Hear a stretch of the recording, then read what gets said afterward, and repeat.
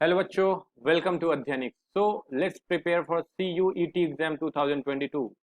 सो आज हम बात करेंगे some of the important sample questions for general test, क्योंकि बच्चों जो हमारे तीन से चार सेक्शन थे, सेक्शन 1A, सेक्शन 1B, सेक्शन 2 एंड सेक्शन 3। या तो सेक्शन 1 इज व्हाट, उसमें था हमारा language. Okay, section 1B language, section 3 domain specific. तो यहाँ तक तो आप अच्छे से करोगे, बट जो जनरल टेस्ट का जो पेपर है ना, वहां पे बच्चे मैंने ये पहले भी बात रखी थी कि आप लोग वहीं पे मार खाने वाले हो। तो आज हम बात करेंगे कि उस पैटर्न पे जो जनरल टेस्ट है ना आपका, उसमें कितने क्वेश्चंस आने वाले हैं, हम उस पर बात करेंगे बच्चों। तो जो आपका जनरल टेस्ट है that is contain total 75 marks. Okay, कितने मार्क्स आएंगे उसमें? 75 मार्क्स। वेट, तो उसमें 75 क्वेश्चंस आएंगे, मार्क्स नहीं, 75 क्वेश्चंस। एंड जिसमें से आपको 60 क्वेश्चंस अटेम्प्ट करने हैं मिनिमम। ओके, तो जो जीके एंड करेंट अफेयर्स है उससे 15 क्वेश्चंस आ रहे हैं, अटेम्प्ट करने हैं आपको 12 क्वेश्चंस। मेंटल एबिलिटी से आपके आ रहे हैं 15 क्वेश्चन, उसमें अटेम्प्ट करने हैं आपको 12 क्वेश्चन। न्यूमेरिकल एबिलिटी से आ रहे हैं 15 question, you have to attempt 12 question. Quantitative reasoning से 15 question, you have to attempt 12 question. Logical and analytical reasoning से आपके आ रहे हैं 15 क्वेश्चन टोटल। ओके, एंड जिसमें से आपको वेट,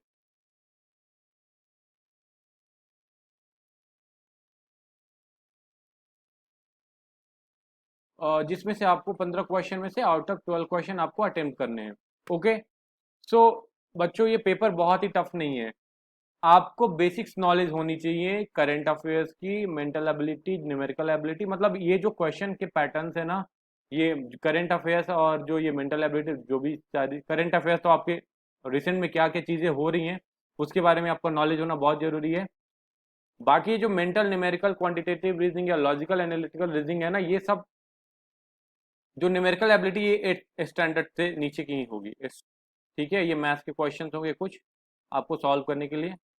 बाकी ये जो quantitative and analytical and logical reasoning के क्वेश्चंस होंगे, इसके लिए आप कुछ सीरीज लगा लेना, टेस्ट सीरीज लगा लेना, कहीं के बैंक के पेपर्स देख लेना कि उसमें जिस तरीके के आते हैं ना उसी टाइप के पेपर यहाँ पे भी आएंगे, बहुत ही बेसिक्स होंगे, मतलब बहुत इजी आप लोग सॉल्व करके आओगे।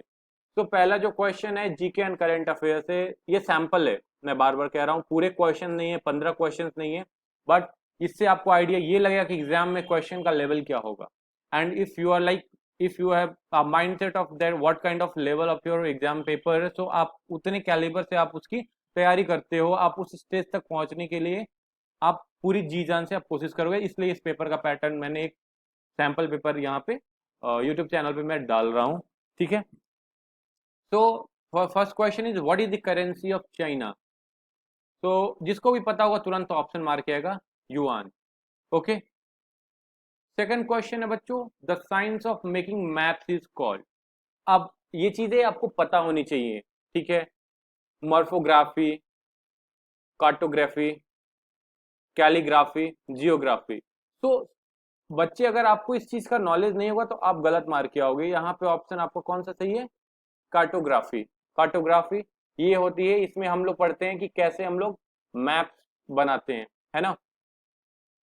Now international women's day 2022 celebrates on which date. अब ये 2022 में जो इंटरनेशनल वुमेन्स डे था वो किस डेट को सेलिब्रेट किया गया था?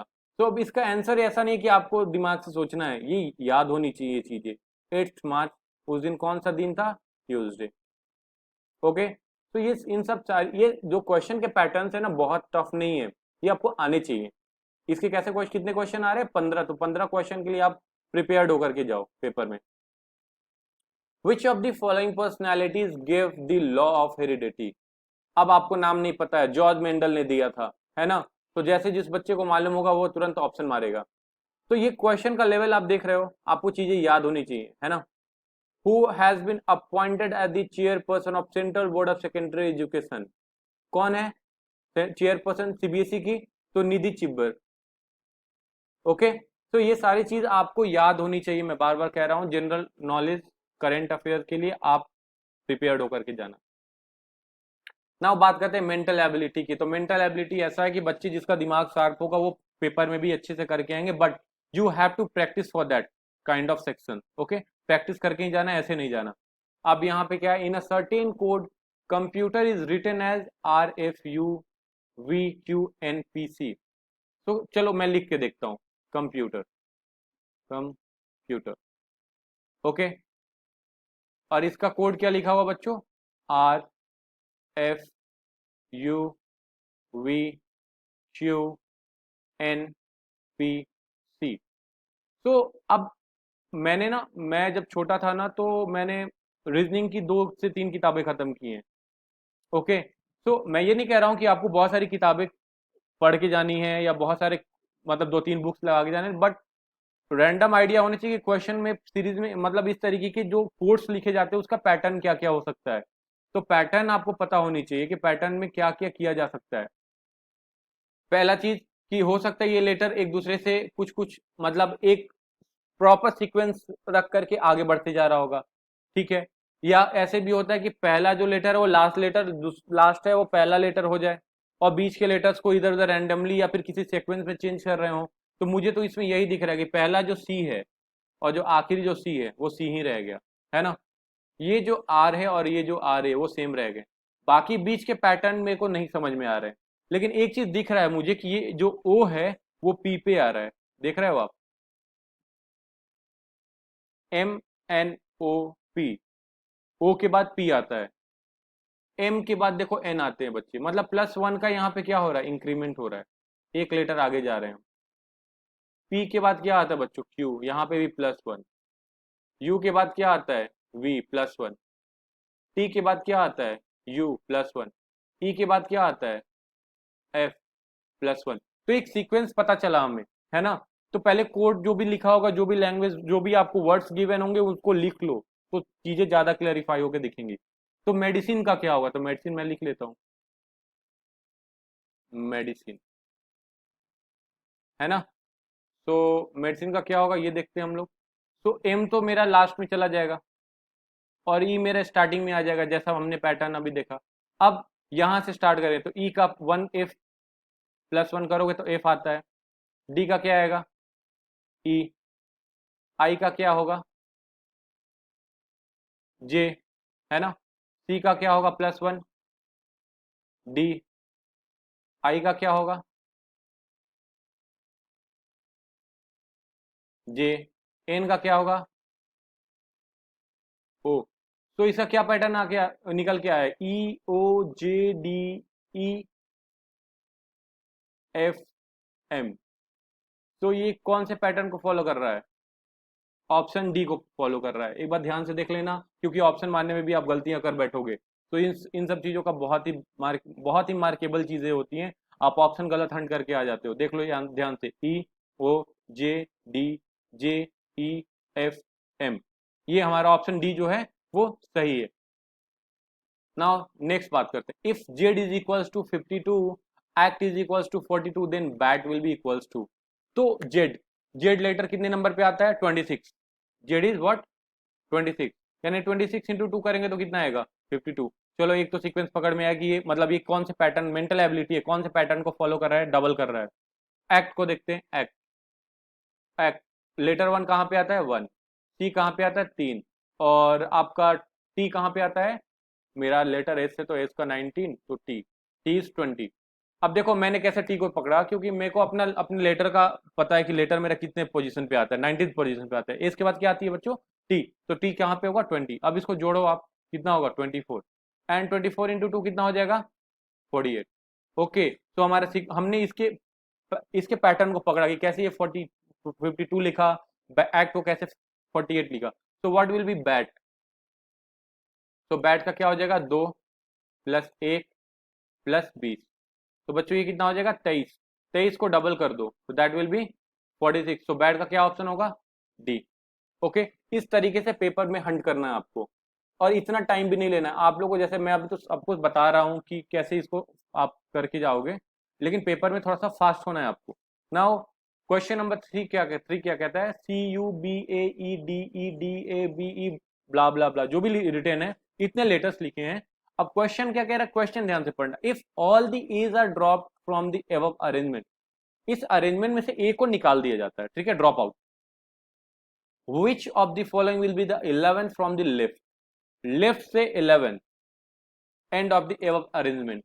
तो चलो मैं इसमें से ए को ड्रॉप करता हूं, ए हटा दो, ए हट गया यहां से, ए हट गया, ए हट गया, ए हट गया, ए हट गया, ए हट गया, है ना। तो कह रहा कि 11 फ्रॉम द लेफ्ट, लेफ्ट से 11, चलो अब 1 2 3 4 5 6 7 8 9 10 11, तो लेफ्ट से 11 कौन आ रहा है बच्चों, you, so you will be your right answer. तो इस तरीके से आपको पेपर में चीजों को समझ के चलना होगा, है ना। Now question number 4, what should come in place of question mark in the following number series, कह रहा कि इस नंबर सीरीज में व्हाट की जगह पे क्वेश्चन मार्क की जगह पे क्या आएगा। तो देखते हैं, 15 5 15 45 135 व्हाट 1 2 1 5, तो लाइक 5 15 कैसे आएगा 5 के बाद, तो 5 इंटू 3 15, 45 कैसे आएगा, तो 15 इंटू 3 45, 45 इंटू 3 135, तो 135 इंटू 3 क्या होगा, तो 135 इंटू 3 करके देखो आप, तो that will B 504, 405, and 405 into 3 करके देख लो क्या ये लास्ट वाला आ रहा है, पैटर्न फॉलो हो रहा है कि नहीं, ये भी आपको क्रॉस चेक करना है। That is 15 12, yes pattern follow हो रहा है, so your answer is 405, option C is correct. Now pointing out a lady, a girl said, she is daughter-in-law of the grandmother of my father's only son. How is the lady related to the girl?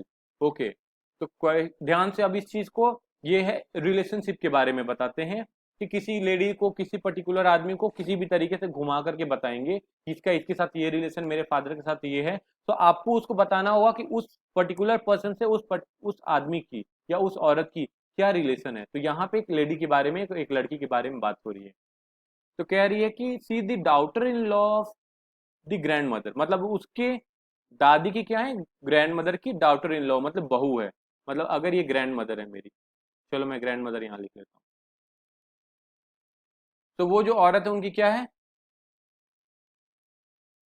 Daughter in law मतलब बहू, daughter in law, ठीक है, मैं लिख दे रहा हूँ हिंदी में बहू, ताकि आपको समझ में आए, है ना। Of my father's only son, जो कि मेरे पापा की, यहाँ फादर लिख दो, इकलौते बेटे की, तो पापा के माई फादर्स ओनली सन, तो लड़की लड़के से कैसे पहले रिलेशन रखती है, ये पहले ध्यान दो, तो वो कैसे होगी, डाउटर होगी, मतलब ये जो लड़की है दैट गर्ल, उसके पापा के इकलौते बेटे की बात कर रही है, मतलब इनकी तो बेटी हो गई, ये दादी माँ हो गई, ये बहू हो गई, या यानी ये लड़की क्या हो सकती है, ये औरत जो है क्या हो सकती है, तो डॉटर इन लॉ, तो ये मदर हो सकती है लड़की की, ये एंड फादर बोला है, तो डैम श्योर ये मदर ही होंगी। अगर यहाँ पे कोई अंकल के या किसी और की बात हो जाती इफ, तो वहां पे हम नहीं डिटरमिन कर पाते क्योंकि वो आंट भी हो जाती। आप मेरी बात को समझ रहे हो, तो यहाँ पे फादर की बात हो रही है, उनसे इनका रिलेशन है, इसलिए इनको क्या बोलोगे आप, mother. Your option b is correct. Okay, now question number 6, Sanskar rank 16 from the top, मतलब कि किसी भी क्लास में, एंड 49 फ्रॉम द बॉटम, मतलब ऊपर से अगर उसकी रैंकिंग देखोगे तो 16 पे है और नीचे से कितनी है, 49। तो how many students are there in the class, तो सिंपल सी बात है कि ऊपर से 16 है, नीचे से 49 है, तो मतलब दोनों को अगर जोड़ोगे 49 प्लस, सॉरी 16 प्लस 49, उसमें से एक घटा दो, क्योंकि जो संस्कार है वो 2 बार आएगा सीरीज में, ऊपर से हमने जोड़ा। मान लो मैं यहाँ पे एक चीज समझा रहा हूँ, आप ध्यान से देखो, मैंने बोल दिया यहाँ से एक एक एक एक, यहाँ पे ये ऐसे कितने बार है, 4 बार, और इधर से मैंने ऐसे बता दिया कि पीछे से एक एक एक एक जोड़ने पे कितना बार है, 5 बार, है ना।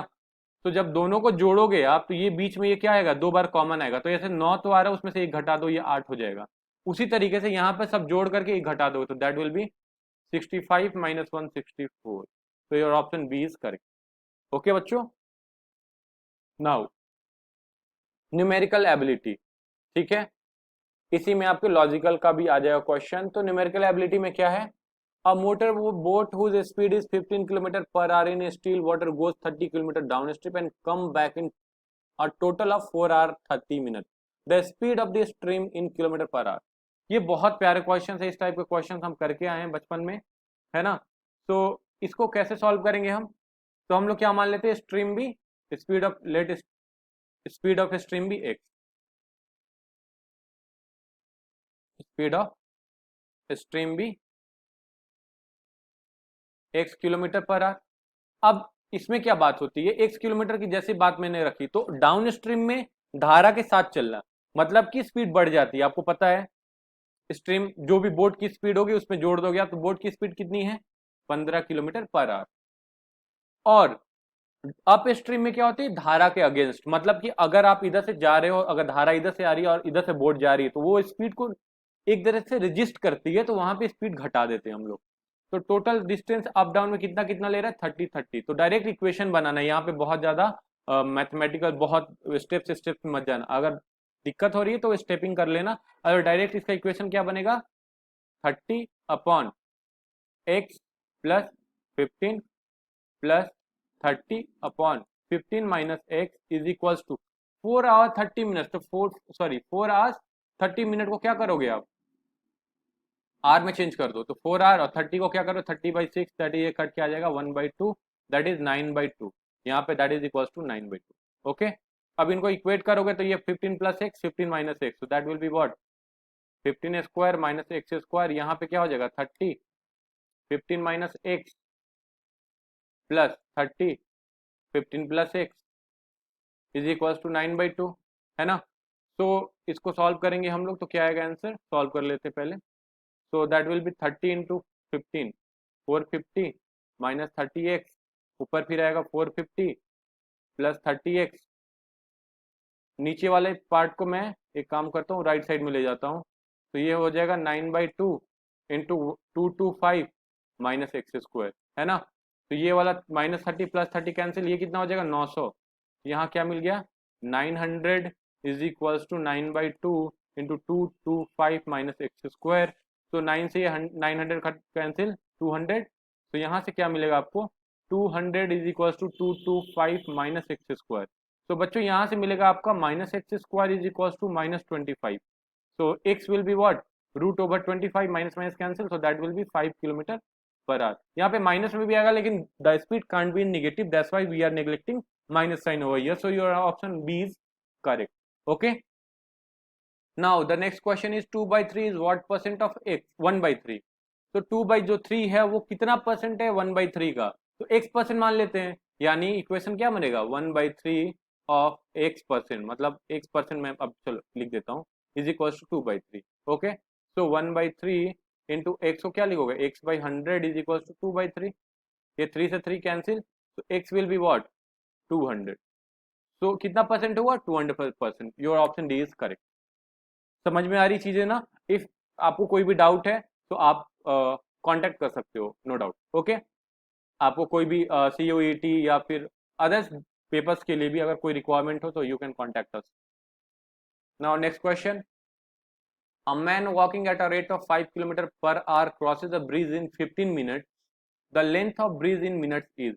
अब ये क्वेश्चन का पैटर्न आपको मैंने बोला था ना 8th स्टैंडर्ड के लेवल के ही आएंगे, उससे नीचे आएगा ऊपर नहीं जाएगा। तो ये क्वेश्चन कितना आसान है, इसमें आप मैन की आपको स्पीड दे दी, स्पीड कितना है, speed is 5 kilometre per our, और टाइम कितना ले रहा है वो, time taken that is 15 minute. अब आपका यहाँ पे काम ये है कि इस स्पीड को किलोमीटर पर आवर में इसको चेंज कर लो मीटर पर मिनट में, एंड देन फिर distance is equal to speed into time. तो इसको मैं क्या करूंगा 5 किलोमीटर को मीटर में करोगे तो 1000, और आर को मिनट में करोगे तो ये कितना हो जाएगा मीटर पर मिनट, एक से एक जीरो कैंसिल, तो कितना हो गया 500/6 मीटर पर मिनट। तो डिस्टेंस ट्रेवल पूछा है आपसे, यही पूछा है ना। So distance will be what, distance is equals to speed into time. तो स्पीड कितना है इसका 500/6, और टाइम कितना है 15, ये किस में आएगा मीटर में, ये कटा दो आप, ये कटेगा कितने से 3 5 15, 3 दूनी 6, ये कट जाएगा 2 से ठीक है, तो ये आपका ऑप्शन कितना हो जाएगा 1250 metre. Your option D is correct. ठीक है, now the fourth question, the sum of two numbers is 40 and their difference is 4, the ratio of the numbers is. तो दो नंबर का सम कितना है, मान लेते दो नंबर्स कितना है, let numbers be x and y, इनका सम क्या दिया है, x plus y is equal to 40 and difference दिया है x minus y is equal to 4। ये किसका क्वेश्चन हो गया, linear equation in two variables. इसके आपके चार मेथड्स आपको सब पते हैं, इनको जोड़ दो, एडिशन कर दो। तो यहाँ से क्या मिल गया, 2x इज इक्वल टू कितना हो जाएगा 44। तो x will be what 22। x जैसे 22 है तो y की वैल्यू आप निकालो, तो y will be 40 minus 22 that is 18। Ratios पूछा है बच्चों, तो रेशियो x बाई वाई कितना हो जाएगा आपका, x by y is 22 by 18 that is 11 by 9। Your option C is correct.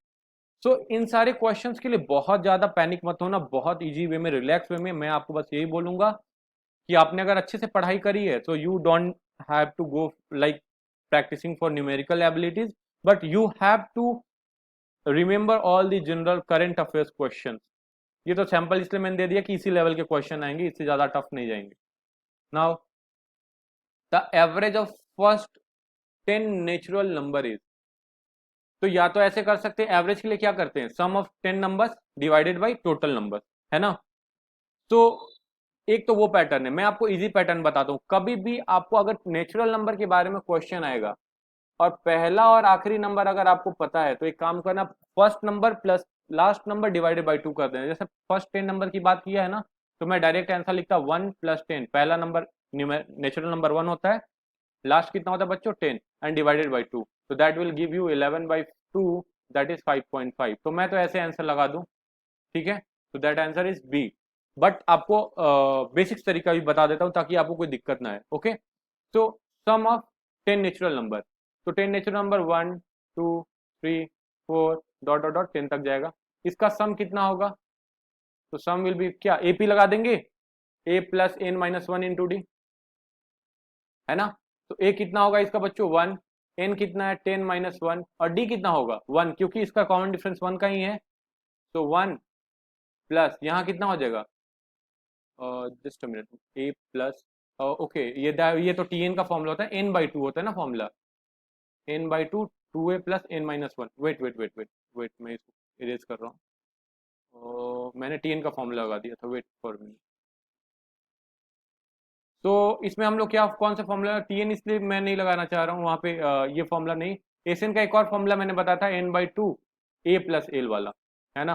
तो एन कितना है बच्चों 10 बाई 2, और ए कितना है आपका, a is 1 and l is 10। Okay, तो ये कितना आ जाएगा यहाँ से, ये कट जाएगा 5, तो कितना आ जाएगा 5 इंटू 11 दैट इज 55। तो एवरेज की बात किया है, तो average will be what, average will be sum of number, sum of number हमने निकाल लिया डिवाइडेड बाई 10। तो यहाँ से भी क्या ऑप्शन आएगा आपका 5.5। ओके, चिल है, बहुत ज्यादा लोड नहीं लेना है ना, बट प्रिपेयर होके जाना, क्योंकि सेंट्रल यूनिवर्सिटीज में अगर आपके अच्छे यूनिवर्सिटीज में एडमिशन हो जाते हैं, तो लाइक कि वहां से भी आप अच्छे प्लेसमेंट उठा सकते हो, या फिर बहुत सारी अपॉर्चुनिटीज खुल जाती हैं आपके लिए, है ना। A train running at a speed of 60 km per hour crosses a pole in 9 seconds. What is the length of the train? Again वो क्वेश्चन सेकंड में बोल दिया है, तो आपको क्या करो, you have to change this speed into metre per second. Okay, तो स्पीड कितना है आपको गिवन है 60 किलोमीटर पर आवर, है ना। स्पीड को हम क्या करते हैं मीटर पर सेकंड में करते हैं, तो 60 इंटू 1000 डिवाइडेड बाई 60 इंटू 60, एक 60 से एक 60 कैंसिल, यहाँ से 10 कैंसिल, यहाँ क्या मिल जाएगा आपका 50/3 मीटर पर सेकेंड, है ना। और टाइम आपको गिवन है कितना 9 second.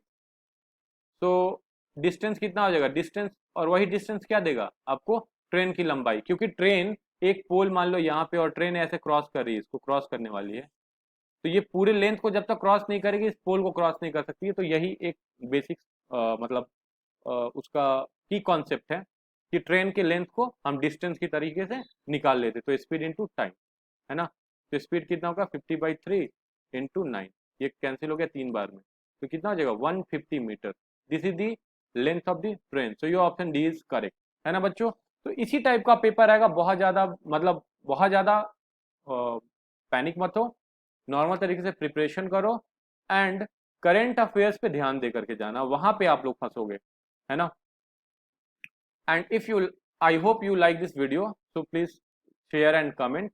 Thanks for watching. Keep learning with Adyanix. Thank you.